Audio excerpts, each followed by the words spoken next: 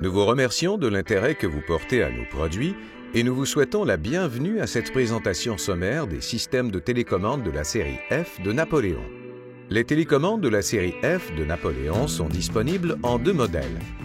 Pour faire fonctionner votre appareil de chauffage, la télécommande F45 est dotée d'une fonction marche-arrêt, tandis que le modèle F60 possède une fonction marche-arrêt et un contrôle thermostatique. Les deux modèles comptent deux composants, un émetteur et un récepteur. L'émetteur est le composant portatif, alors que le récepteur est celui qui se branche directement dans l'appareil. Parfois, il peut être installé dans un compartiment de commande ou sur le mur. Pour connaître les restrictions quant à l'emplacement du récepteur, consultez les directives d'installation fournies avec les télécommandes. Avant de pouvoir utiliser ces télécommandes, vous devez insérer les piles puis synchroniser l'émetteur avec le récepteur.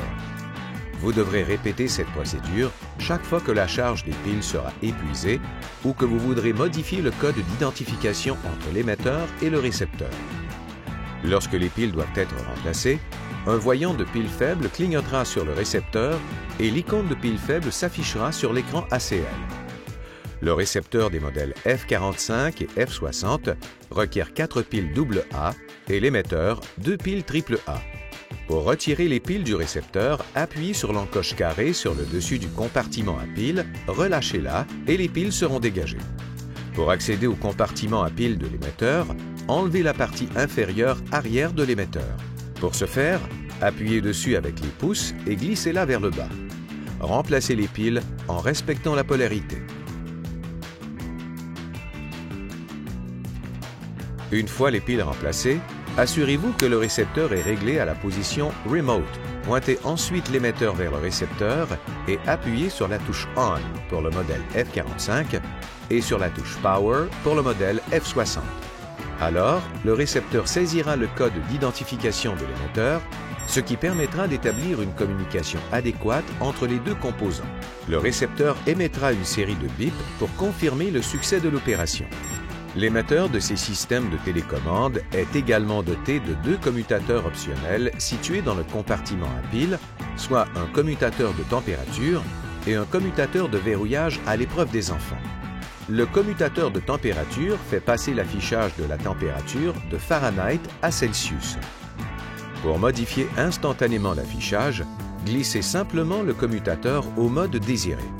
Le fait d'activer le commutateur de verrouillage à l'épreuve des enfants rend toutes les touches de l'émetteur inopérantes et l'écran de l'émetteur affichera une icône de verrouillage. Pour rétablir les fonctions de l'émetteur, remettre le commutateur de verrouillage à la position Off. Veuillez noter que si la télécommande F60 était en mode de contrôle thermostatique avant l'activation du commutateur de verrouillage, ce mode sera maintenu, mais la température ne pourra être modifiée tant que le commutateur ne sera pas désactivé. Pour mettre la télécommande F45 en marche, appuyez sur la touche On.